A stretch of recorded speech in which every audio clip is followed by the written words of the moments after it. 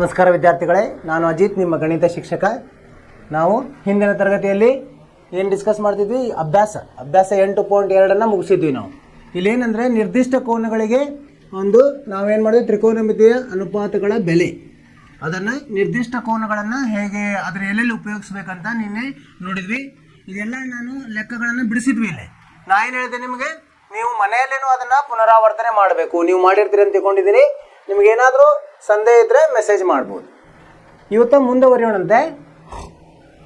ತ್ರಿಕೋನಮಿತಿಯ ನಿತ್ಯ ಸಮೀಕರಣಗಳು. ನಿತ್ಯ ಸಮೀಕರಣಗಳು ಅಂದ್ರೇನು? ನೀವು ಇದರಲ್ಲಿ ಏನು ಎರಡು ಚರಾಕ್ಷರಗಳ ಸಮೀಕರಣ ಅದೆಲ್ಲ ಅದರಲ್ಲಿ ಏನು ಮಾಡಿದ್ವಿ, ನಿತ್ಯ ಸಮೀಕರಣಗಳನ್ನು ಕಲ್ತಿದ್ವಿ ನಾವು. ಎಂಥದ್ದು? a+b ವರ್ಗ ಸಮ a² ಸಂಕಲನ 2ab + b². ಅಂದರೆ ಯಾವುದೇ ಬೆಲೆಗೆ, ಯಾವುದೇ a ಮತ್ತು b ಬೆಲೆಗೆ ಅದು ಯಾವಾಗಲೂ ಅದು ಸತ್ಯವಾಗಿರಬೇಕು. ಅದಕ್ಕೇನಂತೀವಿ ನಾವು? ನಿತ್ಯ ಸಮೀಕರಣ ಅಂತೀವಿ. ಅದೇ ಥರ ತ್ರಿಕೋನಮಿತಿಯಲ್ಲೂ ಸಹ ನಿತ್ಯ ಸಮೀಕರಣಗಳು ಇವೆ. ತ್ರಿಕೋನಮಿತಿಯ ಈ ನಿತ್ಯ ಸಮೀಕರಣಗಳನ್ನು ಉಪಯೋಗಿಸಿ ನಾವು ಕೆಲವೊಂದು ಅಭ್ಯಾಸಗಳನ್ನು ನೋಡಬಹುದು. ಸರಿ, ನೋಡೋಣ ಅಂತ. ಈಗ ಇಲ್ಲಿ ನೋಡಿ, ಯಾವಾಗಲೂ ನಮ್ಮದು ತ್ರಿಕೋನಮಿತಿ ಎಲ್ಲಿಗೆ ನಾವು ಈಗ ಅದನ್ನು ಅನ್ವಯಿಸ್ತೀವಿ? ಲಂಬಕೋನ ತ್ರಿಭುಜ. ABC ಒಂದು ಲಂಬಕೋನ ತ್ರಿಭುಜ. ಚರಾಕ್ಷರಗಳ ಎಲ್ಲ ಬೆಲೆಗಳಿಗೆ ಒಂದು ಸಮೀಕರಣವು ಸತ್ಯವಾದರೆ ಅದನ್ನು ನಿತ್ಯ ಸಮೀಕರಣ ಎನ್ನುತ್ತೇವೆ. ಇದನ್ನು ನಾವು ಕಲ್ತಿದ್ವಿ ಹಿಂದಿನ ತರಗತಿಯಲ್ಲಿ. ಚರಾಕ್ಷರಗಳ ಎಲ್ಲ ಬೆಲೆಗಳಿಗೆ ಆ ಸಮೀಕರಣ ಸತ್ಯವಾಗಬೇಕು. ಅದೇ ಥರ ಇಲ್ಲಿದೂ ತ್ರಿಕೋನಮಿತಿಯ ನಿತ್ಯ ಸಮೀಕರಣ. ಹಾಗೆ ಒಂದು ಕೋನದ ತ್ರಿಕೋನಮಿತಿಯ ಅನುಪಾತಗಳನ್ನು ಹೊಂದಿರುವ ಸಮೀಕರಣವು ಕೋನದ ಎಲ್ಲ ಅಳತೆಗಳಿಗೆ ಸತ್ಯವಾಗಿದ್ದರೆ ತ್ರಿಕೋನಮಿತಿಯ ನಿತ್ಯ ಸಮೀಕರಣ ಎಂದು ಕರೆಯುತ್ತೇವೆ. ಇಲ್ಲೇನೋ ಕೋನಗಳಿಗೆ ಸಂಬಂಧಿಸಿದೆ. ಎಲ್ಲ ಕೋನಗಳ ಬೆಲೆಗೆ ಅದು ಹೇಳಿಕೆ ಸತ್ಯವಾಗಿರಬೇಕು. ಅದಕ್ಕೇನಂತೀವಿ ನಾವು? ನಿತ್ಯ ಸಮೀಕರಣ ಅಂತ ಹೇಳ್ತೀವಿ. ಈ ವಿಭಾಗದಲ್ಲಿ ಒಂದು ತ್ರಿಕೋನಮಿತಿಯ ಅನುಪಾತವನ್ನು ಸಾಧಿಸಿ ಮುಂದಿನ ಇನ್ನುಳಿದ ತ್ರಿಕೋನಮಿತಿಯ ನಿತ್ಯ ಸಮೀಕರಣಗಳನ್ನು ಸಾಧಿಸಲು ಬಳಸೋಣ. ಮೊದಲು ಒಂದು ಮೂಲ ಇವನ್ನು ನಾವು ಕಲಿಯೋಣಂತೆ, ಆಮೇಲೆ ಬೇರೆದಕ್ಕೆಲ್ಲ ಉಪಯೋಗಿಸ್ಬೋದು. ಇಲ್ಲಿ ನೋಡಿ, ತ್ರಿಭುಜ ABC ಬಿ ಹೆಂಗಿದೆ? 90 ಡಿಗ್ರಿ ಇದೆ. ಇಲ್ಲಿ ನೋಡಿ, ಇದನ್ನು ನಾವು ಪೈಥಾಗೋರಸ್ ಸಿದ್ಧಾಂತದ ಪ್ರಕಾರ ಏನಾಗುತ್ತೆ? AC² ವಿಕರ್ಣದ ವರ್ಗ ಸಮ AB² ಸಂಕಲನ BC². ಇದಕ್ಕೇನು ಮಾಡೋಣಂತೆ? ಎರಡು ಕಡೆ AC² ನಾವು ಭಾಗಿಸೋಣ. ಈ ಒಂದು ಏನು ಇದೆಯಲ್ಲ ಸಮೀಕರಣ, ಇದಕ್ಕೆ ಒಂದರ ಪ್ರತಿ ಪದವನ್ನು AC² ನಿಂದ ಭಾಗಿಸಿದಾಗ ಏನಾಗುತ್ತೆ? AB² ಭಾಗಲಬ್ಧ AC² ಸಂಕಲನ AC² ಭಾಗಲಬ್ಧ AC² ಸಮ AC² ಭಾಗಲಬ್ಧ AC² ಆಗುತ್ತೆ. ಇದನ್ನು ಹೆಂಗೆ ಬರಿಬೋದು? AB² ಭಾಗಲಬ್ಧ AC², ಇದನ್ನು ನಾವು AB ಭಾಗಲಬ್ಧ AC ವರ್ಗ ಅಂತ ಬರಿಬೋದು. ಇದನ್ನು BC ಭಾಗಲಬ್ಧ AC ವರ್ಗ ಅಂತ ಬರಿಬೋದು. ಇದು ಎರಡು ಒಂದೇ ಆಗಿರೋದ್ರಿಂದ ಬೆಲೆ 1 ಆಗ್ತದೆ.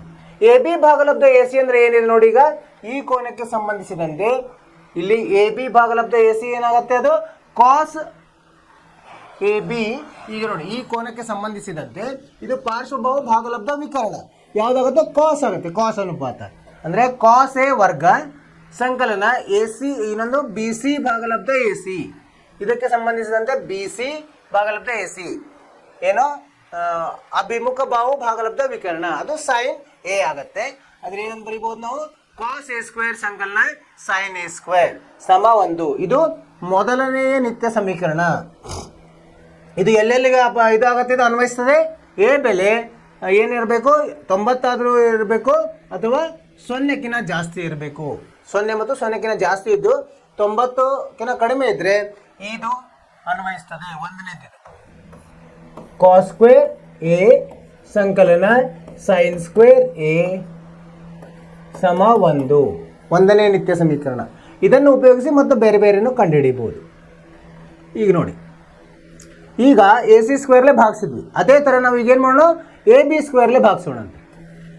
ಈ ಒಂದನೆಯ ಹೇಳಿಕೆಗೆ ಇದೇನದು? AB² ಭಾಗಲಬ್ಧ AB² ಸಂಕಲನ BC² ಭಾಗಲಬ್ಧ AB² ಸಮ AC² ಭಾಗಲಬ್ಧ AB². ಇಲ್ಲೇನಾಯಿತು? AB² ಅದು ರದ್ದಾಗಿ 1 ಆಯಿತು. BC ಭಾಗಲಬ್ಧ AB ಏನು ಬರ್ತದೆ ನೋಡಿ?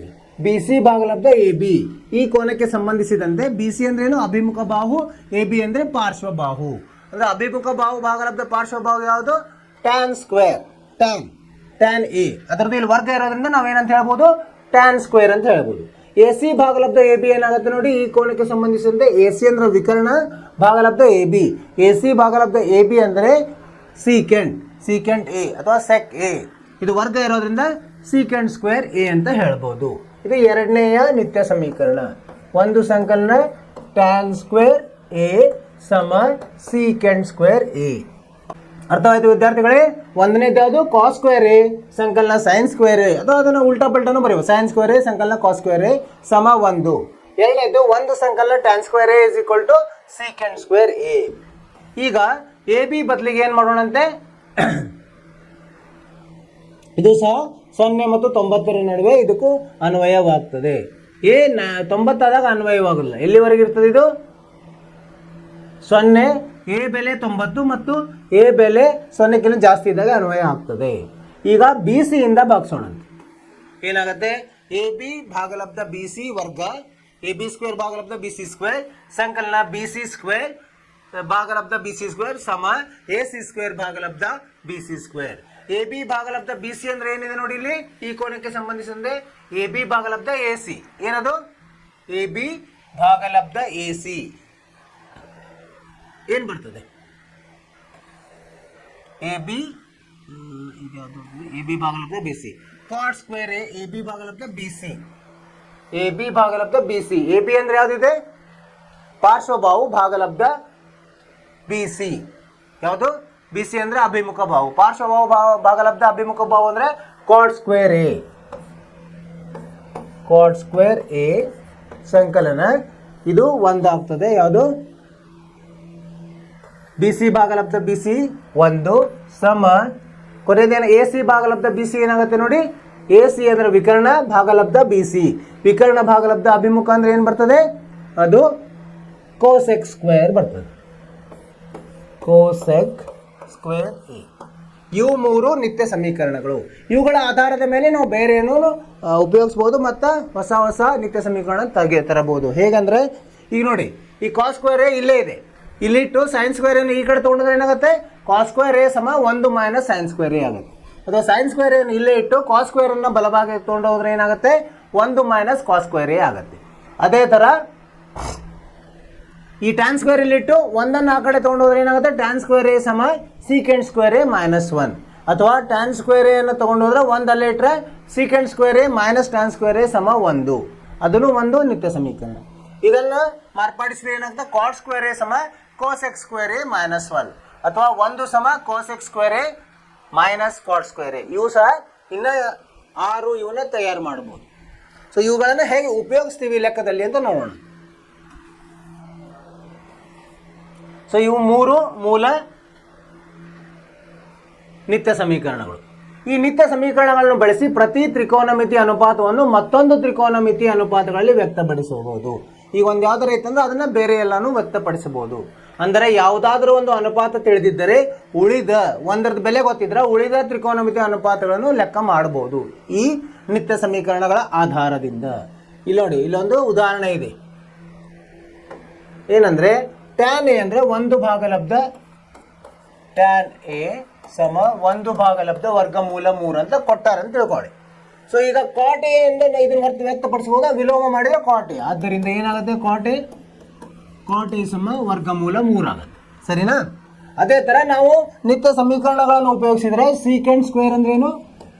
ಸೀಕೆಂಟ್ ಸ್ಕ್ವೇರ್ ಎ ಅಂದ್ರೆ 1 ಸಂಕಲನ ಟ್ಯಾನ್ ಸ್ಕ್ವೇರ್ ಎ ಅಂದ್ರೆ ಏನಾಯ್ತು? ಈಗ 1 ಸಂಕಲನ ಇದರ ವರ್ಗ 1 ಭಾಗಲಬ್ಧ ವರ್ಗಮೂಲ 3 ಗುಣ್ಲೆ 1 ಭಾಗಲಬ್ಧ ವರ್ಗಮೂಲ 3. ಇದು 1 ಸಂಕಲನ 1 ಭಾಗಲಬ್ಧ 3. ಇದೆಷ್ಟು ಬಂತು? 3 ಅಂದರೆ 3 4 ಭಾಗಲಬ್ಧ 3 ಆಯಿತು. Secant square A correct. ಈಗ ಸೆಕ್ ಎ ಅಂದರೆ ವರ್ಗಮೂಲ ತಗೋಬೇಕಾಗುತ್ತೆ. ಸೆಕ್ ಎ ಅಂದರೆ ವರ್ಗಮೂಲ 4 ಭಾಗಲಬ್ಧ 3 ಅಥವಾ 2 ಭಾಗಲಬ್ಧ ವರ್ಗಮೂಲ 3 ಆಯಿತು. ಕಂಡುಹಿಡಿಬೋದಾ? Sec A. ಅದೇ ಥರ ಈಗ ಇನ್ನೊಂದು ಗೊತ್ತಿದೆ ನಮ್ಮದು. ಯಾವುದು? Cosec square A. Cosec square A ಅಂದ್ರೇನು? ಕಾಟ್ ಸ್ಕ್ವೇರ್ ಎ ಸಂಕಲನ 1. ಈಗ ನೋಡಿ, ಕಾಟ್ ಅಂದ್ರೆ ಎಷ್ಟು ಬಂದೆ? ವರ್ಗಮೂಲ 3ರ ವರ್ಗ ಸಂಕಲನ 1 ಅಂದ್ರೆ ಎಷ್ಟಾಯ್ತು? 3 ಸಂಕಲನ 1 4 ಆಯ್ತು. ಹೀಗಾಗಿ ಕೋಸೆಕ್ ಎ ಎಷ್ಟಾಗತ್ತೆ? ಕೋಸೆಕ್ ಎ ವರ್ಗಮೂಲ 4 ಅಂದರೆ 2 ಬರುತ್ತೆ. ಸೊ ಸೊ ಅದನ್ನು ಕಂಡುಹಿಡಿಲಿಕ್ಕೆ ಆಯ್ತು ನಮಗೆ, ಸರಿನಾ. ಇದರ ಮೇಲೆ ಈಗ ಸೆಕ್ಕೆ ಬಂದಮೇಲೆ ಕಾಸೆ ಕಂಡುಹಿಡಿಬೋದಲ್ಲ. ಕಾಸೆ ಏನು ಬರುತ್ತೆ, ಕಾಸೆ ಇದರ ವಿಲೋಮ, ವರ್ಗಮೂಲ 3 ಭಾಗಲಬ್ಧ 2 ಆಗುತ್ತೆ. ಇದು ಸೈನ್ ಎ ಕಂಡುಹಿಡಿಬೋದಾ, ಸೈನ್ ಎ ಇದರ ವಿಲೋಮ 1 ಭಾಗಲಬ್ಧ 2. ಒಂದು ಗೊತ್ತಿದ್ರಂದ್ರೆ ನಿತ್ಯ ಸಮೀಕರಣಗಳನ್ನು ಆಧರಿಸಿ ಪೈಥಾಗೋರಸ್ ಪ್ರಮೇಯ ಗೊತ್ತಿಲ್ಲ ಅಂದ್ರು ಅದರ ಉಪಯೋಗ ಇಲ್ಲ ಅಂದ್ರೆ ನೇರವಾಗಿ ನಿತ್ಯ ಸಮೀಕರಣದಿಂದ ಇವುಗಳನ್ನು ಕಂಡು ಹಿಡಿಯಬಹುದು. ಮುಂದೆ ಹೋಗೋಣಂತೆ. ಉದಾಹರಣೆ 9 ಏನು ಹೇಳಿದ್ದಾರೆ ನೋಡೋಣ. Cos A tan A sec A ಅನುಪಾತಗಳನ್ನು ಸೈನ್ ಎ ರೂಪದಲ್ಲಿ ವ್ಯಕ್ತಪಡಿಸಿ. ಅಂದರೆ ಇವಕ್ಕೆಲ್ಲಾನು ಸೈನ್ ಎದಲ್ಲಿ ಬರೆಯಿರಿ ಅಂತ ಹೇಳಿದ್ದಾರೆ. ನಿತ್ಯ ಸಮೀಕರಣಗಳನ್ನು ಉಪಯೋಗಿಸ್ಬೇಕು ನಾವು, ಹೌದಾ. ಪರಿಹಾರ ನಮಗೇನು ಗೊತ್ತು, ನಿತ್ಯ ಸಮೀಕರಣ ಕಾಸ್ ಸ್ಕ್ವೇರ್ ಎ ಸಂಕಲನ ಸೈನ್ ಸ್ಕ್ವೇರ್ ಎ ಸಮ 1 ಅಂತ ಗೊತ್ತಿದೆ. ಈಗ ಕಾಸ್ ಸ್ಕ್ವೇರ್ ಎನ್ನು ಇಲ್ಲೇ ಇಡೋಣ ಅಂತ. ಏನಾಗುತ್ತೆ, ಇದು 1 ಮೈನಸ್ ಸೈನ್ ಸ್ಕ್ವೇರ್ ಎ ಆಯಿತು. ಇದು ಬಲಗಡೆ ಹೋಯ್ತು. ಕಾಸ್ ಎ ಅಂದರೆ ಏನು ಹೇಗೆ ಬರಿಬೋದು, ಇದು ವರ್ಗಮೂಲ 1 ಋಣ ಸೈನ್ ಸ್ಕ್ವೇರ್ ಎ ವ್ಯಕ್ತಪಡಿಸಿದ್ವಿಲ್ಲ. ಈ ಕಾಸ್ ಎನ್ನು ಸೈನ್ ಎದಲ್ಲಿ ವ್ಯಕ್ತಪಡಿಸಿದ್ವಿ. ಈಗ ಮುಂದಿನವು ಕಾಸ್ ಎ ಆಯಿತು. ನೆಕ್ಸ್ಟ್ ಯಾವ್ದು ಹೇಳ್ಯಾರು, ಟ್ಯಾನ್ ಎ. ನಮಗೆ ಟ್ಯಾನ್ ಎದ್ದು ಏನು ಗೊತ್ತಿದೆ, ಟ್ಯಾನ್ ಸ್ಕ್ವೇರ್ ಎ ಏನು ಗೊತ್ತಿದೆ. ಟ್ಯಾನ್ ಸ್ಕ್ವೇರ್ದಲ್ಲಿ ಇಲ್ಲಿ ನೋಡಿ ಸಂಕಲನ 1, ಟ್ಯಾನ್ ಸ್ಕ್ವೇರ್ ಸಂಕಲನ 1 ಸಮ ಸೀಕೆಂಡ್ ಸ್ಕ್ವೇರ್ ಎ ಅಂತ ಗೊತ್ತಿದೆ ಅಲ್ವಾ. ಈಗ ಏನು ಮಾಡೋಣಂತೆ, ಇದನ್ನು ಮೊದಲು ಈ ಕಾಸ್ ಎ ಬಂತು, ಸೈನ್ ಎದಲ್ಲಿ ಮಾಡಿದ್ವಿ. ಟ್ಯಾನ್ ಸ್ಕ್ವೇರ್ ಈಗೇನಾಯಿತು, ಟ್ಯಾನ್ ಸ್ಕ್ವೇರ್ ಸಮ 1 ಮೈನಸ್ ಸೀಕೆಂಡ್ ಸ್ಕ್ವೇರ್ ಎ ಆಯಿತು, ಸರಿನಾ. ಸೊ ಇದು ಅಂದರೆ ಹೇಗೆ ಬರೀಬೋದು, 1 ಮೈನಸ್ 1 ಭಾಗಲಬ್ಧ ಕಾಸ್ ಸ್ಕ್ವೇರ್ ಎ ಅಂತ ಬರಿಬೋದು ಅಲ್ವಾ. ವಿಲೋಮ ಅಂದರೆ ಏನಾಯಿತು, ಕಾಸ್ ಸ್ಕ್ವೇರ್ ಎ ಮೈನಸ್ 1 ಭಾಗಲಬ್ಧ ಕಾಸ್ ಸ್ಕ್ವೇರ್. ಕಾಸ್ ಸ್ಕ್ವೇರ್ ಅಂದರೆ ಏನು, ಸೈನ್ ಸ್ಕ್ವೇರ್, ಅದು ಗೊತ್ತಿದೆ ನಮಗೆ. ಇಲ್ಲಿ ಇದನ್ನು ಉಪಯೋಗಿಸ್ಬೇಕು. ಕಾಸ್ ಸ್ಕ್ವೇರ್ ಅಂದರೆ sine square 1 minus sine square A, 1 minus sine square A minus 1 ಭಾಗಲಬ್ಧ ಕಾಸ್ ಸ್ಕ್ವೇರ್ ಅಂದ್ರೆ ಏನು, 1 ಮೈನಸ್ ಸೈನ್ ಸ್ಕ್ವೇರ್, ಹೌದಾ. ಇಲ್ಲಿ 1 ಕ್ಯಾನ್ಸಲ್ ಆಗಿದೆ ಅಂದರೆ ಋಣ ಸೈನ್ ಸ್ಕ್ವೇರ್ ಎ ಭಾಗಲಬ್ಧ 1 ಮೈನಸ್ ಸೈನ್ ಸ್ಕ್ವೇರ್ ಎ. ಇದನ್ನು ಋಣನ ಕೆಳಗೆ ತೊಗೊಂಬಂದ್ರೆ ಏನಾಗುತ್ತೆ, ಸೈನ್ ಸ್ಕ್ವೇರ್ ಎ ಭಾಗಲಬ್ಧ sine square A minus 1.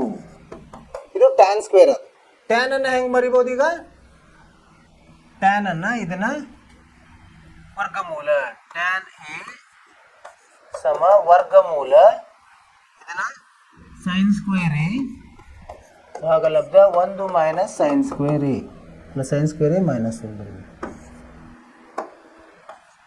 Sine square A ಋಣ 1 ವರ್ಗಮೂಲ ಸೈನ್ ಸ್ಕ್ವೇರ್ ಎ ಅಂದರೆ ಸೈನ್ ಎ ಭಾಗಲಬ್ಧ ವರ್ಗಮೂಲ ಸೈನ್ ಸ್ಕ್ವೇರ್ ಎ ಮೈನಸ್ 1 ಬರಿಬೋದಿಲ್ಲ. ಇದು ನಮಗೆ ನಿತ್ಯ ಸಮೀಕರಣಗಳು ಗೊತ್ತಿದೆ, ಅದನ್ನು ಹೇಗಾದರೂ ನಾವು ಬದಲಿ ಮಾಡಬಹುದು ಅಥವಾ ನೇರವಾಗಿಯೂ ಮಾಡ್ಬೋದು. ಈಗ ಟ್ಯಾನ್ ಎ ಅಂದರೆ ಗೊತ್ತಿದೆ ನಮಗೇನು, ಟ್ಯಾನ್ ಎ ಅಂದರೆ ಸೈನ್ ಎ ಭಾಗಲಬ್ಧ ಕಾಸ್ ಎ.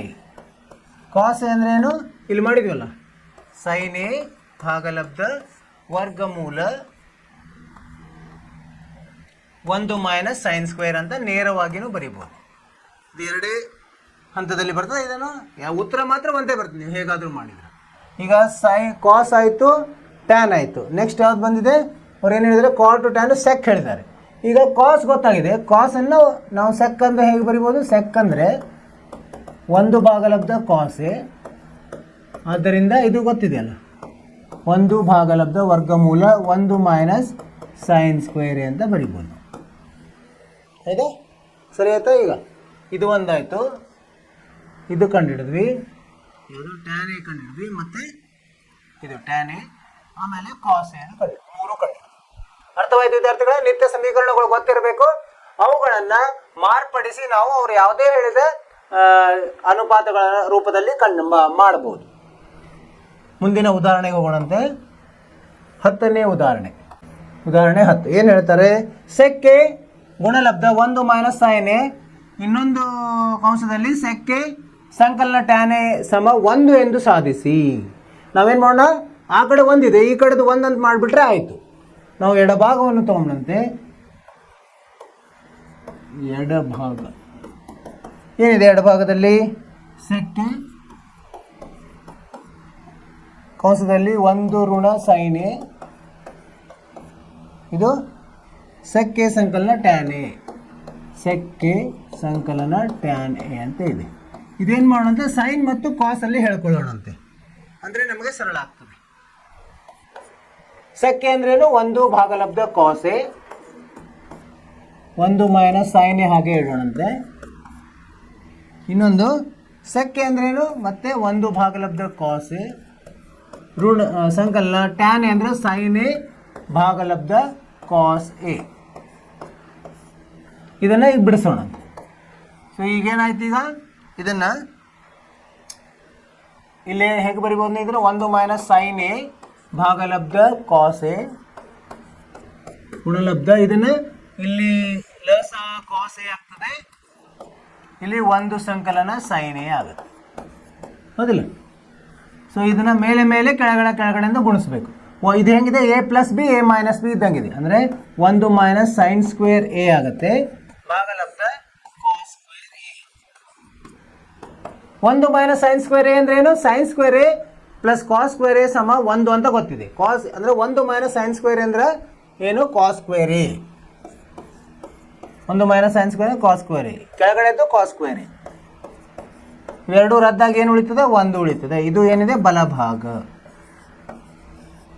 ಈ ಥರ ನಾವು ಏನು ಉಪಯೋಗಿಸಿ, ನಿತ್ಯ ಸಮೀಕರಣಗಳನ್ನು ಉಪಯೋಗಿಸಿ ಇವುಗಳನ್ನು ಬಿಡಿಸ್ಬೇಕು. ಏನು ಮಾಡಿದ್ವಿ? ಬಲಭಾಗದಲ್ಲಿ 1 ಇದೆ, ಎಡಭಾಗದಲ್ಲಿ ಹೇಳಿಕೆ ಇದೆ. ಆ ಹೇಳಿಕೆಯನ್ನು ತೆಗೆದುಕೊಂಡು ಅವುಗಳನ್ನು ಬೇರೆ ಬೇರೆ ನಾವು ಅನುಪಾತಗಳಲ್ಲಿ ಬರೆದ್ವಿ. ಈಗ ಸೆಕ್ ಅಂದ್ರೆ ವಿಲೋಮ, ಕಾಸ್ ಆಯಿತು ಅಲ್ಲ ವಿಲೋಮ. ಸೊ 1 ಭಾಗಲಬ್ಧ ಕಾಸ್ A sin A ಹಾಗೆ ಇಟ್ವಿ, ಮತ್ತು ಸೆಕ್ ಅಂದರೆ 1 ಭಾಗಲಬ್ಧ ಕಾಸ್ A tan A ಅನ್ನು ಸೈನ್ ಮತ್ತು ಕಾಸ್ಗಳಲ್ಲಿ ಹೇಳಿದ್ವಿ. ಸೊ ಅದನ್ನೆಲ್ಲ ಸರಳ ಮಾಡಿದಾಗ ನಮಗೇನು ಬಂತು?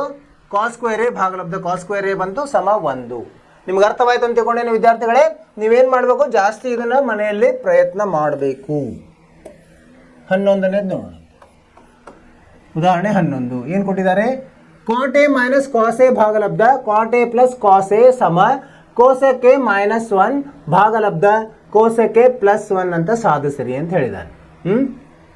ಪ್ರಯತ್ನ ಮಾಡೋಣ. ಮೊದಲು ಎಡಭಾಗವನ್ನು ತಗೊಂಡಂತೆ, ಇದರ ಎಡಭಾಗ ಏನಿದೆ?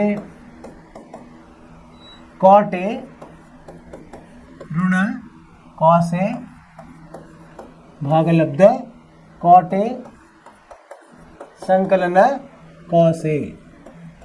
ಈಗೇನು ಮಾಡೋಂತ? cot A ನ ಕಾಸ್ ಮತ್ತು ಸೈನಲ್ಲಿ ಹೇಳ. cot A ಅಂದ್ರೆ ಏನು?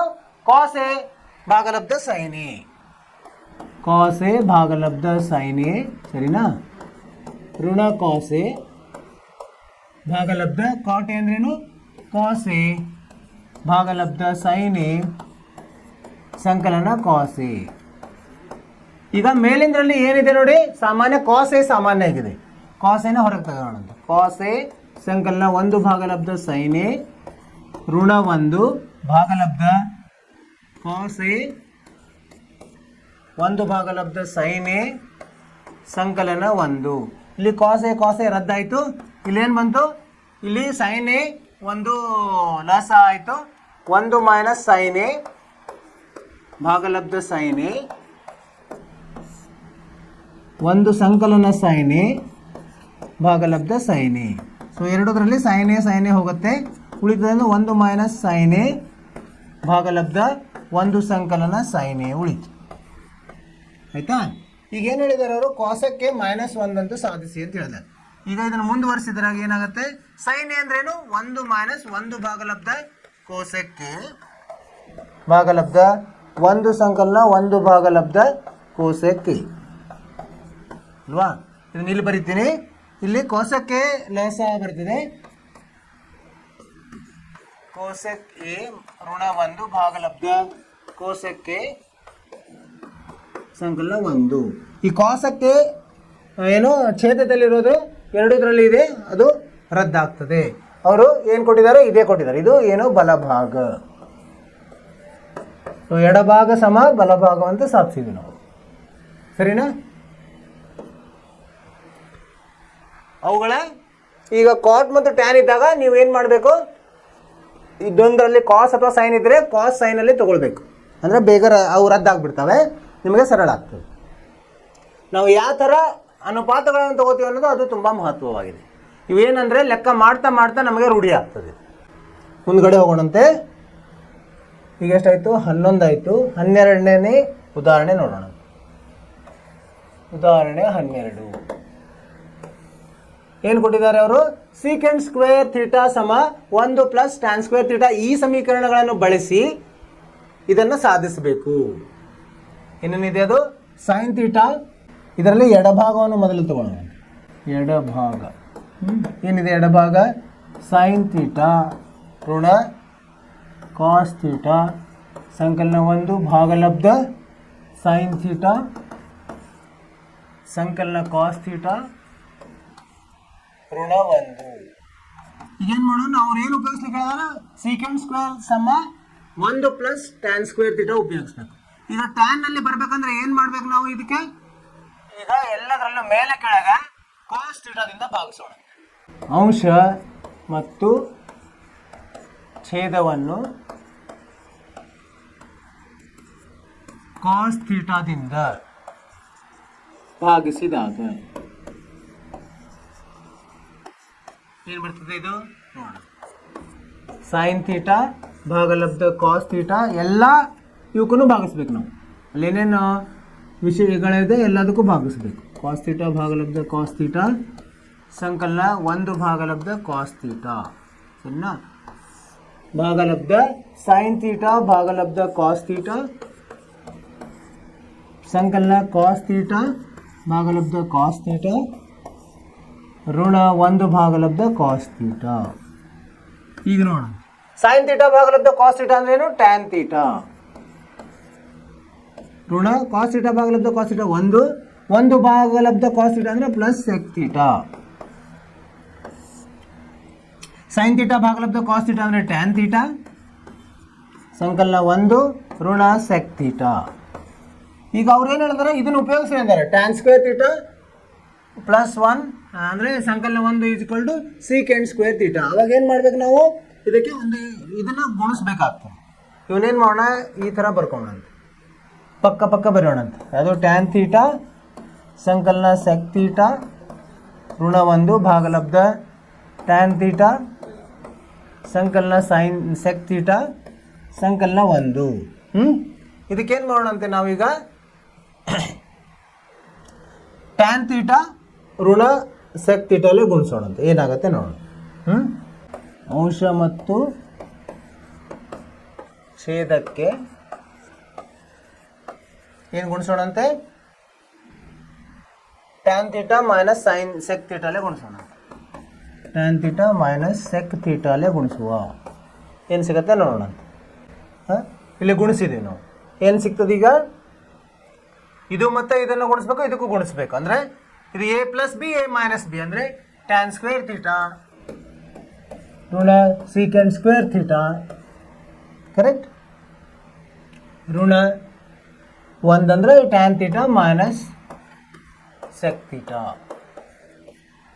ಭಾಗಲಬ್ಧ. ಇದನ್ನು ಗುಣಿಸಿದಾಗ ಏನಾಗ್ತದೆ? ಇದು ಟ್ಯಾನ್ ಥೀಟಾ ಋಣ ಸೆಕ್ ಥೀಟಾ, ಇದು ಟ್ಯಾನ್ ಥೀಟಾ ಅಂದರೆ ಇದು ವರ್ಗ. ಸರಿ ಆಯಿತು. ಇಲ್ಲಿ ಏನಾಗುತ್ತೆ? ಟ್ಯಾನ್ ಥೀಟಾ ಋಣ ಸೆಕ್ ಥೀಟಾ ವರ್ಗ ಋಣ ಸಂಕಲನ. ಸಂಕಲನ ಟ್ಯಾನ್ ಥೀಟಾ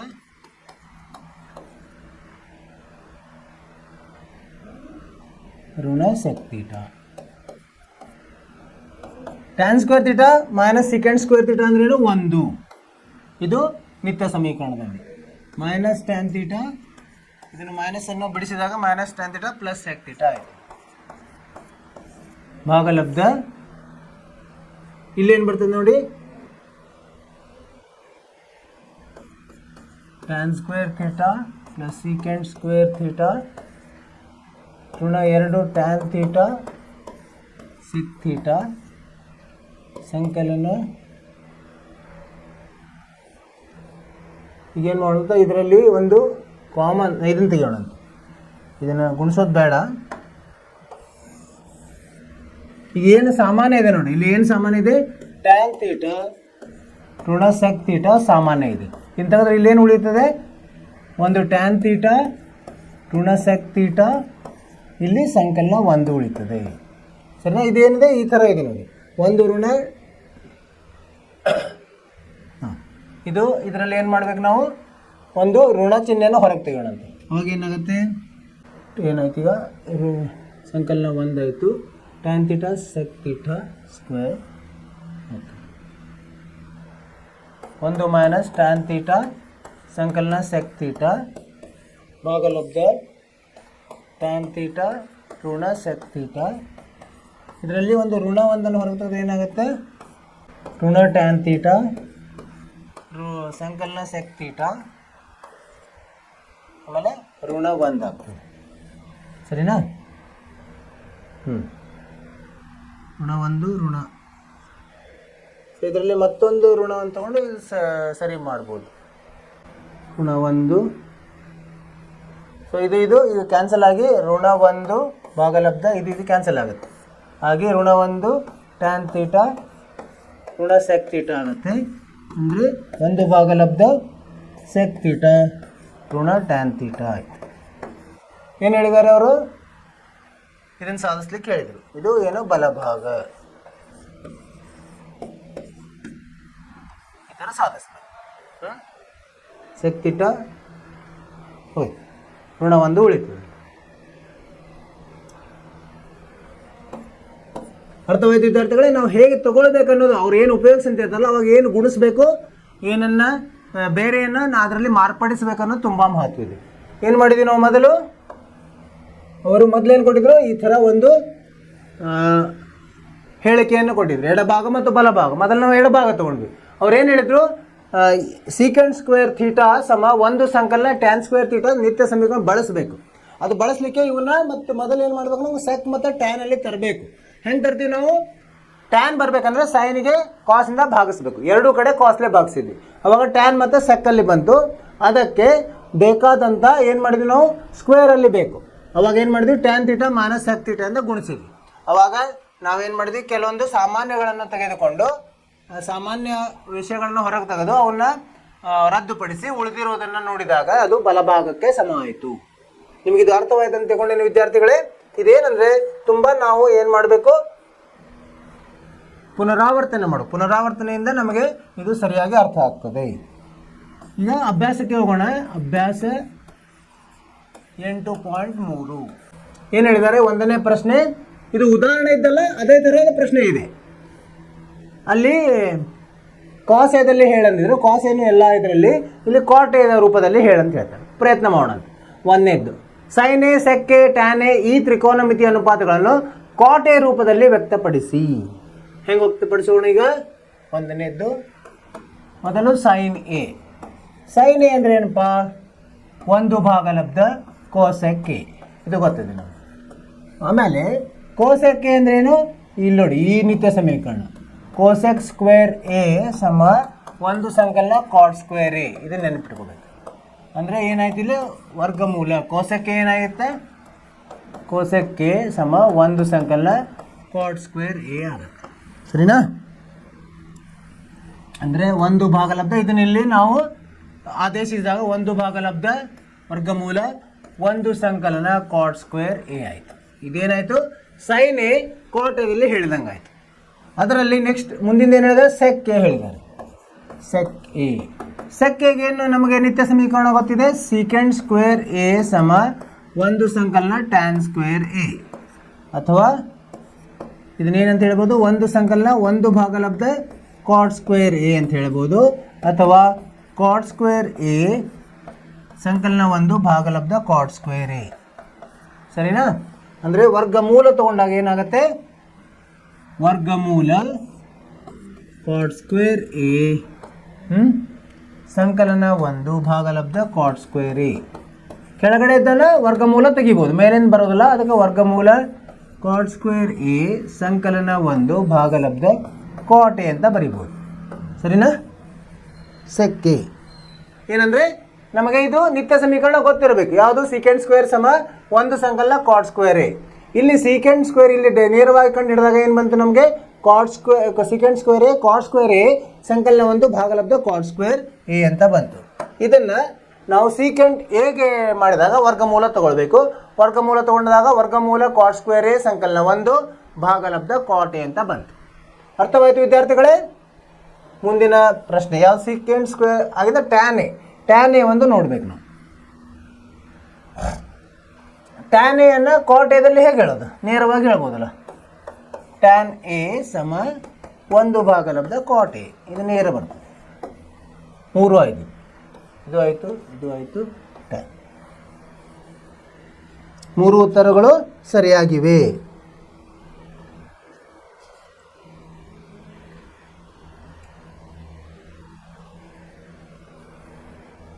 ಏನು ಹೇಳಿದ್ರು? ಸೈನ್ ಎ ಸೆಕ್ಕೆ ಟ್ಯಾನ್ ಎ, ಸೈನ್ ಎ ಸೆಕ್ಕೆ ಟ್ಯಾನ್ ಎ 3 ಹೇಳಿದ್ವಿ. ಸರಿ, ಮುಂದಿನ ಪ್ರಶ್ನೆಗೆ ಹೋಗೋಣಂತೆ. ಎರಡನೇ ಪ್ರಶ್ನೆ ಏನಿದೆ? ಎರಡನೇ ಪ್ರಶ್ನೆ, ಕೋನೆಯದ ಎಲ್ಲ ತ್ರಿಕೋನಮಿತಿ ಅನುಪಾತಗಳನ್ನು ಸೆಕ್ಕೆ ರೂಪದಲ್ಲಿ ಬರೆಯಿರಿ. ಸೆಕ್ಕೆ ರೂಪದಲ್ಲಿ ಬರೆಯೋಣಂತೆ. ಹೇಗೆ? ಮೊದಲು ಸೈನ್ ಎದಿಂದ ಶುರು ಮಾಡೋಣ. ಸೈನ್ ಎ ಹೇಗೆ ಬರಿಬೋದು ನಾವು? ಸೈನ್ ಎ ಅಂದರೆ ವರ್ಗಮೂಲ 1 ಭಾಗಲಬ್ಧ ಕಾಸ್ ಸ್ಕ್ವೇರ್ ಎ ಅಂತ ಬರಿಬೋದು. ಇದಂದರೆ ವರ್ಗಮೂಲ 1 ಋಣ 1 ಭಾಗಲಬ್ಧ ಸೀಕೆಂಡ್ ಸ್ಕ್ವೇರ್ ಎ. ಅಂದರೆ ವರ್ಗಮೂಲ ಸೀಕೆಂಡ್ ಸ್ಕ್ವೇರ್ ಎ ಋಣ 1 ಭಾಗಲಬ್ಧ secant square A.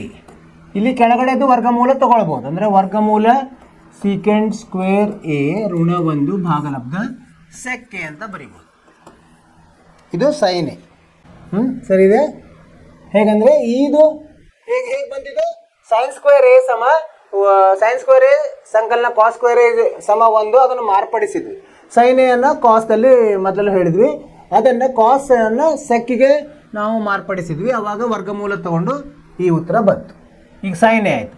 Cos A, cos A ಅಂತಂದ್ರೆ ನೇರವಾಗಿ ಬರಿಬೋದು ನಾವು. ಕಾಸ್ ಎ ಅಂದ್ರೇನು? ವಿಲೋಮ, ಸೆಕ್ ಎದ್ದ ವಿಲೋಮ. ಇದು ನೇರ, ಇದಕ್ಕೇನು ಮತ್ತೆ ಬೇರೆ ಏನು ಬರೆಯೋ ಕಾರಣ ಇಲ್ಲ. ಮುಂದೇನು ಹೇಳಿದಾರೆ ಅವರು? ಸೈನ್ ಆಯಿತು, ಕಾಸ್ ಆಯಿತು. ಟ್ಯಾನ್ ನೋಡೋಣ.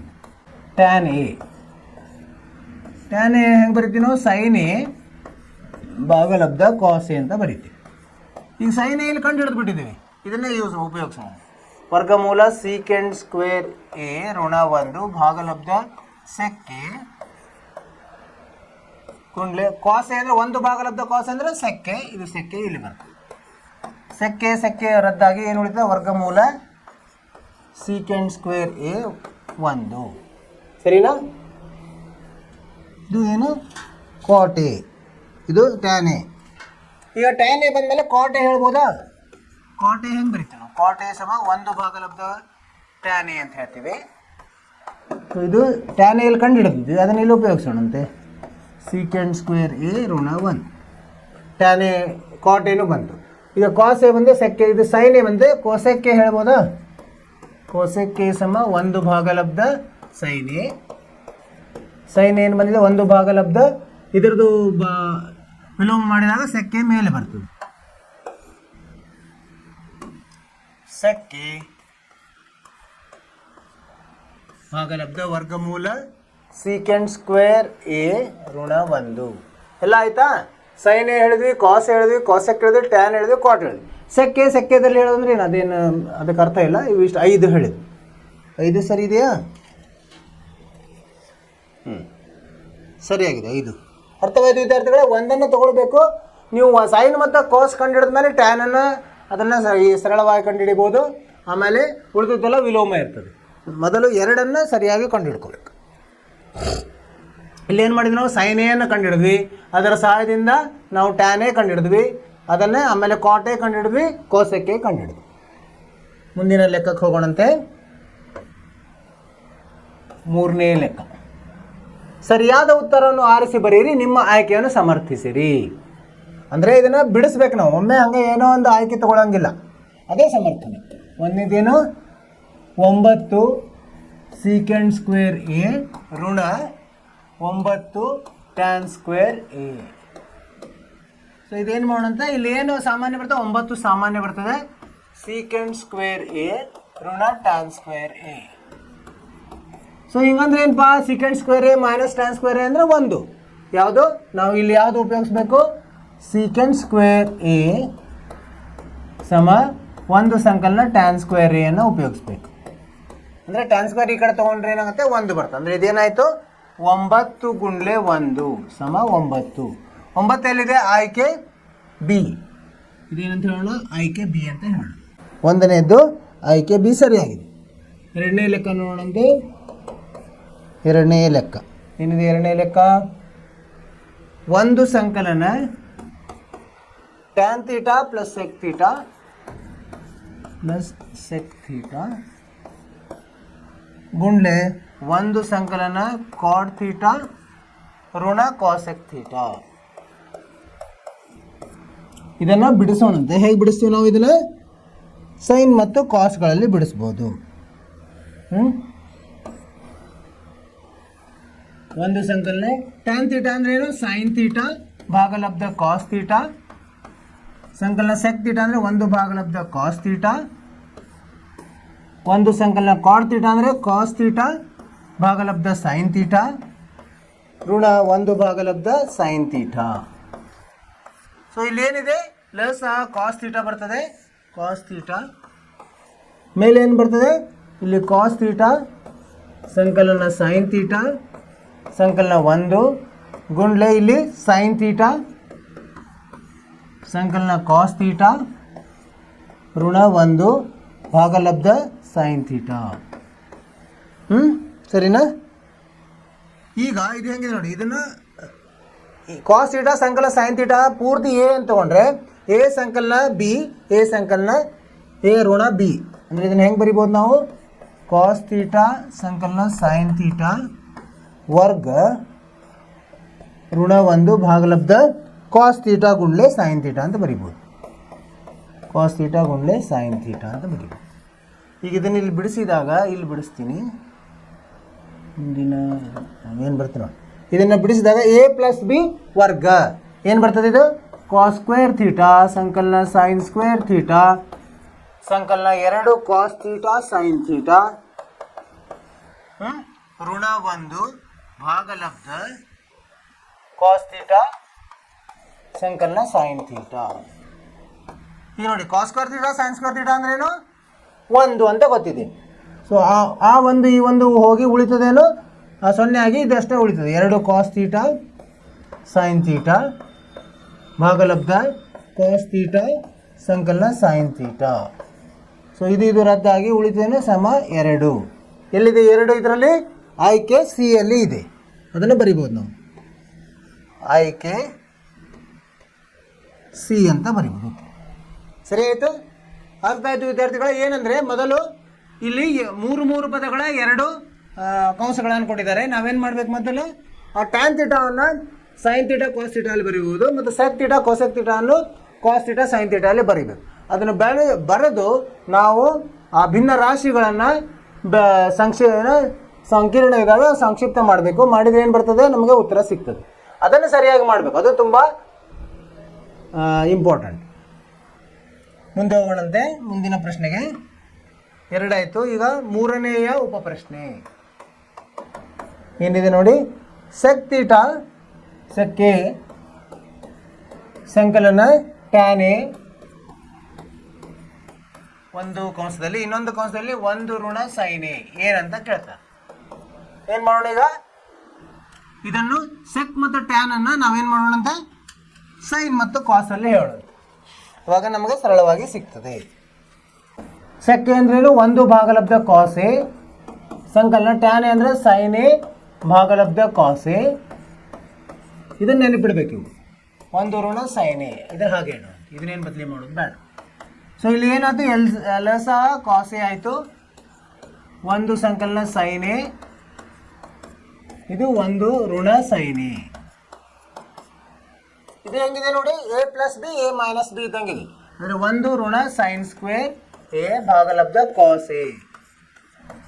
1 ಋಣ ಸೈನ್ ಸ್ಕ್ವೇರ್ ಎ ಅಂದ್ರೆ ಏನು? Cos square A. ಇಲ್ಲಿ ಯಾವುದು ಉಪಯೋಗಿಸಿದ್ವಿ ನಾವು? ಸೈನ್ ಸ್ಕ್ವೇರ್ ಎ ಸಂಕಲನ cos square A equal to ಸಮ 1 ಅದನ್ನು ಉಪಯೋಗಿಸಿ ನಾವು ಇದನ್ನು ಬರ್ತೀವಿ. ಭಾಗಲಬ್ಧ cos A. Cos A cancel ಆಗುತ್ತೆ. ಇಲ್ಲಿ ಉಳಿತದೇನೆ ಕಾಸ್ ಎ. ಉತ್ತರ ಏನಿದೆ? ಕಾಸ್ ಎ ಎಲ್ಲಿದೆ? ಡಿ ಅಲ್ಲಿ ಇದೆ. ಆಯ್ಕೆ ಡಿ ಅಂತ ಹೇಳ್ಬೋದು. ಇದು 3ನೇದು. ಅರ್ಥವಾಯ್ತು ವಿದ್ಯಾರ್ಥಿಗಳೇ? ಏನಂದರೆ ಅವರು 2 ಕಂಸಗಳನ್ನು ಕೊಟ್ಟಿದ್ದಾರೆ, ಅದರಲ್ಲಿ ಸೆಕ್ ಮತ್ತು ಟ್ಯಾನ್ ಕೊಟ್ಟಿದ್ದಾರೆ. ಅವುಗಳನ್ನು ನಾವು ಸೈನ್ ಮತ್ತು ಕಾಸಲ್ಲಿ ಹೇಳಿಕೊಂಡು ಆ ಭಿನ್ನರಾಶಿಗಳನ್ನು ಬಿಡಿಸಿದಾಗ ನಮಗೆ ಉತ್ತರವು ಸಿಗ್ತದೆ. ಬಿಡಿಸ್ಬೇಕಾದ್ರೆ ಹುಷಾರಾಗಿರು. ಕಂಸಗಳನ್ನು ತೆರೆಯಬೇಕಾದ್ರೆ, ಕಂಸಗಳಲ್ಲಿ ಗುಣಿಸಬೇಕಾದ್ರೆ, ಕೂಡಿಸ್ಬೇಕಾದ್ರೆ, ಕಳಿಬೇಕಾದ್ರೆ ತುಂಬ ಹುಷಾರಿಂದ ಮಾಡಬೇಕು. ಇಲ್ಲಿ ಉತ್ತರ ಬಂತು ನಾವು. ಈಗ 4ನೇ ಪ್ರಶ್ನೆ ನೋಡೋಣಂತೆ. ಏನಿದೆ 4ನೇ ಪ್ರಶ್ನೆ? ಒಂದು ಸಂಕಲನ ಟ್ಯಾನ್ ಸ್ಕ್ವೇರ್ ಎ ಭಾಗಲಬ್ಧ ಒಂದು ಸಂಕಲನ ಕಾಟ್ ಸ್ಕ್ವೇರ್ ಎ ಅಂದರೆ ಏನು ಅಂತ ಕೇಳ್ತಾರೆ. ಒಂದು ಸಂಕಲನ, ಇದಕ್ಕೆ ಉತ್ತರ ಇದರಲ್ಲಿದೆ, ಸೀಕೆಂಟ್ ಸ್ಕ್ವೇರ್ ಅಲ್ಲಿ ಕಾಟ್ ಎ ಹೀಗಿದೆ. ಓಕೆ, ಒಂದು ಸಂಕಲನ ಸೀಕೆಂಟ್ ಸ್ಕ್ವೇರ್ ಅಂದ್ರೆ ಏನು ನಾವು ಉಪಯೋಗಿಸಿದ್ವಿ, ಗೊತ್ತಿದೆ. ಅಂದರೆ ಅದನ್ನು ಸೀಕೆಂಟ್ ಸ್ಕ್ವೇರ್ ಎ ಭಾಗಲಬ್ಧ ಒಂದು ಸಂಕಲನ ಕಾಟ್ ಸ್ಕ್ವೇರ್ ಎ ಅಂದರೆ ಕೋಸೆಕ್ ಸ್ಕ್ವೇರ್ ಎ. ಸರಿನಾ? ಅಂದರೆ ಇದೇನಾಯ್ತು ಈಗ? ಒಂದು ಸೀಕೆಂಟ್ ಸ್ಕ್ವೇರ್ ಅಂದರೆ ಒಂದು ಭಾಗಲಬ್ಧ ಕಾಸ್ ಸ್ಕ್ವೇರ್ ಎ, ಒಂದು ಭಾಗಲಬ್ಧ ಕೋಸೆಕ್ ಸ್ಕ್ವೇರ್ ಅಂದ್ರೆ ಸೈನ್ ಸ್ಕ್ವೇರ್ ಎ. ಸರಿನಾ? ಅಂದರೆ ಇದೇನಾಯಿತು? ಸೈನ್ ಸ್ಕ್ವೇರ್ ಎ ಭಾಗಲಬ್ಧ tan square cos square A. Sine square A ಭಾಗಲಬ್ಧ ಕಾಸ್ ಸ್ಕ್ವೇರ್ ಅಂದರೆ tan square A. Tan square A ಎಲ್ಲಿದೆ? ಇಲ್ಲಿ ಆಯ್ಕೆ ಡಿ ಯಲ್ಲಿ ಇದೆ. ಆಯ್ಕೆ ಡಿ ಸರಿಯಾದ ಉತ್ತರ. ಅರ್ಥವಾಯ್ತು ವಿದ್ಯಾರ್ಥಿಗಳೇ? ಏನಂದ್ರೆ ಇಲ್ಲಿ ಮುಖ್ಯವಾಗಿರೋದು ಆ ನಿತ್ಯ ಸಮೀಕರಣಗಳನ್ನು ಉಪಯೋಗ ಹೆಂಗೆ ತಗೊಳ್ಬೇಕಂತ. ಅವು ಮೊದಲು ನಮಗೆ ಸರಿಯಾಗಿ ಗೊತ್ತಿರಬೇಕು. 3 ಮೂಲ ನಿತ್ಯ ಸಮೀಕರಣಗಳು ಯಾವ್ಯಾವು? ಇವು ತ್ರಿಕೋನಮಿತಿಯ ನಿತ್ಯ ಸಮೀಕರಣಗಳು. ಇವೇನು 3 ಮುಖ್ಯ, ಇವು ಮೂಲ ಇದಲ್ಲ, ಇವನ್ನು ಗೊತ್ತಿರಬೇಕು ನಮಗೆ. ಕಾಸ್ ಸ್ಕ್ವೇರ್ ಎ ಸಂಕಲನ ಸೈನ್ ಸ್ಕ್ವೇರ್ ಎ ಸಮ 1, ಒಂದು ಸಂಕಲನ tan square a is equal to secant square a, cot square A ಸಂಕಲನ 1 ಸಮ ಕೋಸೆಕ್ ಸ್ಕ್ವೇರ್ ಎ. ಇವು 3 ಮೂಲ ಸಮೀಕರಣಗಳು ನಮಗೆ ಸರಿಯಾಗಿ ಗೊತ್ತಿತ್ತಂದರೆ ನಮಗೆ ಯಾವುದೇ ತೊಂದರೆ ಆಗಲ್ಲ. ಸೊ ಇದು 3ರ ಮೇಲೆ ನಾವು ಇವತ್ತು ಏನು ಮಾಡಿದ್ವಿ? ಕೆಲವೊಂದು ಉದಾಹರಣೆಗಳನ್ನು ಬಿಡಿಸಿದ್ವಿ. ನಂತರ ಅಭ್ಯಾಸ 8.3ರಲ್ಲಿ 1ರಿಂದ 4 ಮುಖ್ಯ ಪ್ರಶ್ನೆಗಳನ್ನು ಬಿಡಿಸಿದ್ವಿ. 3 ಮುಖ್ಯ ಪ್ರಶ್ನೆಗಳು. ಸೊ 1ರಲ್ಲಿ ಎಲ್ಲ ಒಂದು ಕೋಟೆ ರೂಪದಲ್ಲಿ ವ್ಯಕ್ತಪಡಿಸಿ ಅಂದರು, ಎಲ್ಲ ತ್ರಿಕೋನಮಿತಿ ಅದನ್ನು ಮಾಡಿದ್ವಿ. ಆಮೇಲೆ ಸೆಕ್ಕೆ ರೂಪದಲ್ಲಿ ಮಾಡಲಿಕ್ಕೆ ಹೇಳಿದ್ರು, ಅದನ್ನು ಮಾಡಿದ್ವಿ. ಯಾವುದನ್ನು? ನಾವು ನಿತ್ಯ ಸಮೀಕರಣಗಳನ್ನು ಉಪಯೋಗಿಸಿ. ಆಮೇಲೆ 3ನೇ ಮುಖ್ಯ ಪ್ರಶ್ನೆಯಲ್ಲಿ ಸಮರ್ಥನೆ ಇತ್ತು. ಸೊ ಅದರಲ್ಲಿ 4 ಪ್ರಶ್ನೆಗಳನ್ನು ಮಾಡಿದ್ವಿ. ಇವುಗಳನ್ನು ನಿತ್ಯ ಸಮೀಕರಣ ತಗೊಳ್ಳೋದು, ಭಿನ್ನರಾಶಿಯನ್ನು ಸರಳೀಕರಣಗೊಳಿಸೋದು ಮತ್ತು ಅದನ್ನು ಬಿಡಿಸೋದು, ಇವನ್ನೆಲ್ಲ ಮಾಡಿದ್ವಿ. ಈಗ 4ನೇ ಮುಖ್ಯ ಪ್ರಶ್ನೆ ಇದೆ. ಅದರಲ್ಲಿ 10 ಪ್ರಶ್ನೆಗಳಿದ್ದಾವೆ. ಅದನ್ನೇನು ಮಾಡಬೇಕು? ನೀವು ಮನೆಯಲ್ಲಿ ಪ್ರಯತ್ನ ಮಾಡಬೇಕು. ಮನೆ ಕೆಲಸ ನೋಡಿ. ಇದನ್ನು ಏನು ಮಾಡಬೇಕು? ಕೋಸೆಕ್ ಕಾಟ್ ಹೋಲ್ ಸ್ಕ್ವೇರ್ ಸಮ 1 ಮೈನಸ್ ಕಾಸ್ ಥೀಟಾ ಭಾಗಲಬ್ಧ ಒಂದು ಸಂಕಲನ ಕಾಸ್ ಥೀಟಾ. ಇದೇನು ಮಾಡಬೇಕು? ಕಾಸ್ ಮತ್ತು ಕಾಟನ್ನು, ಕಾಸೆಕ್ ಮತ್ತು ಕಾಟನ್ನು ಕಾಸ್ ಸೈನ್ದಲ್ಲಿ ಹೇಳಿಕೊಂಡು ಸರಳೀಕರಣಗೊಳಿಸಿ ಇದು ಉತ್ತರ ಬರ್ತದೆ. ಅದೇ ಥರ ಟ್ಯಾನ್ ಕಾಟ್ ಇದೆ, ಇದನ್ನು ಲಸ ತಗೊಂಡು ಬಿಡಿಸ್ಕೊಂಡು ಮಾಡಿದ್ರೂ ಬರ್ತದೆ, ಅಥವಾ ಸೈನ್ ಮತ್ತು ಕಾಸಲ್ಲಿ ಹಾಕೊಂಡು ಮಾಡಿದ್ರೂ ಬರ್ತದೆ. ಪ್ರಯತ್ನ ಮಾಡಿ. ಇಲ್ಲಿ ಹೇಳಿದ್ದಾರೆ ಸೈನ್ ಕಾಸಲ್ಲಿ ಮಾಡಿದರೆ ಸರಳವಾಗಿ ಬರ್ತದೆ. ಸೊ ಇವನ್ನೆಲ್ಲ ನೀವು ಮನೆಯಲ್ಲಿ ಪ್ರಯತ್ನ ಮಾಡಿರಿ. ಅದಕ್ಕಿಂತ ಮೊದಲೇ ಉದಾಹರಣೆಗಳನ್ನು ಏನು ಮಾಡಬೇಕು? ನೀವು ಮತ್ತೊಮ್ಮೆ ನೋಡಿ ನಿಮ್ಮ ಸ್ವಂತ ಬುದ್ಧಿಯಿಂದ ಬಿಡಿಸ್ರಿ. ಅಂದರೆ ಎಲ್ಲಾದರೂ ತಪ್ಪಿದ್ರೆ ಗೊತ್ತಾಗ್ತದೆ. ಆಮೇಲೆ ಇವತ್ತೇನು ಬಿಡಿಸಿದ್ವಲ್ಲ 5 ಪ್ರಶ್ನೆ 3 ಮುಖ್ಯ ಪ್ರಶ್ನೆಗಳನ್ನು ಮತ್ತೊಮ್ಮೆ ನೀವು ಬಿಡಿಸ್ರಿ ಮನೆಯಲ್ಲಿ. ಅದರಲ್ಲಿ ನೋಡಿ ಎಲ್ಲಾದರೂ ತಪ್ತಾ ಇದ್ದೀರಾ ಏನೋ ಅಂಥೇಳಿ ಮೊದಲು ಹಾಗೆ ನೋಡಿರಿ. ಆಮೇಲೆ ನಿಮ್ಮ ಪುಸ್ತಕದಲ್ಲಿ ಮತ್ತೊಮ್ಮೆ ಬಿಡಿಸ್ರಿ. ಅಂದರೆ ನಿಮಗೆ ಏನಾಗ್ತದೆ? ಅದು ನೀವು ಹೆಚ್ಚು ಪರಿಣಿತರಾಗ್ತೀರಿ. ಇಷ್ಟು ಹೇಳ್ತಾ ಇವತ್ತಿನ ತರಗತಿಯನ್ನು ಮುಗಿಸ್ತಾ ಇದ್ವಿ. ನಾಳೆ ಮುಂದಿನ ಪ್ರಶ್ನೆಗಳನ್ನು ಮತ್ತೆ ಇಲ್ಲಿ ನೋಡೋಣಂತೆ. ನೀವು ಮನೆಯಲ್ಲಿ ಪ್ರಯತ್ನ ಮಾಡಿರಿ. ನಿಮಗೆ ಬಂದಿಲ್ಲ ಅಂದರೆ ಮತ್ತೆ ಇಲ್ಲಿ ನಾವು ನೋಡ್ತೀವಿ. ಅವಾಗ ನೀವು ಮತ್ತೆ ಅದನ್ನು ಪರೀಕ್ಷಿಸಿಕೊಳ್ಳಬೇಕು. ಇಷ್ಟು ಹೇಳ್ತಾ ಇವತ್ತಿನ ತರಗತಿಯನ್ನು ಮುಗಿಸ್ತಿದ್ದೀವಿ. ನೀವೇನು ಮಾಡಬೇಕು? ಮನೆಯಲ್ಲಿ ಅಭ್ಯಾಸ ಮಾಡಿರಿ. ನಿಮ್ಮ ಆರೋಗ್ಯದ ಬಗ್ಗೆ ಕಾಳಜಿ ತಗೊಳ್ರಿ ಮತ್ತು ಹೆಚ್ಚು ಪುನರಾವರ್ತನೆ ಮಾಡಿರಿ. ಇಷ್ಟು ಹೇಳ್ತಾ ತರಗತಿಯನ್ನು ಮುಗಿಸೋಣಂತೆ. ನಿಮಗೆ ಶುಭವಾಗಲಿ. ನಮಸ್ಕಾರ.